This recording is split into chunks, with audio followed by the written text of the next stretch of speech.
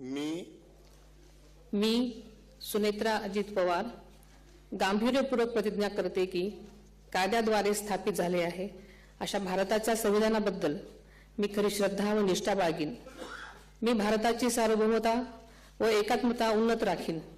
मी महाराष्ट्र राज्याची उपमुख्यमंत्री म्हणून माझी कामे निष्ठापूर्वक व सद्विवेक बुद्धीने पार पाडेन आणि संविधान व कायदा यानुसार सर्व तऱ्हेच्या लोकांना मी गांभीर्यपणे व निपक्षपातीपणे तसेच कोणाच्याही विषयी ममत्वभाव किंवा आकस न बाळगता न्याय वागणूक देईन।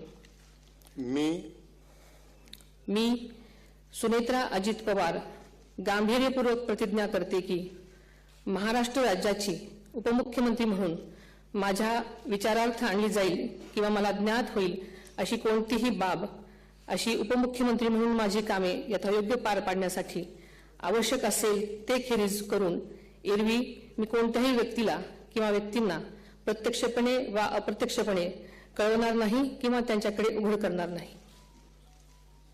धन्यवाद।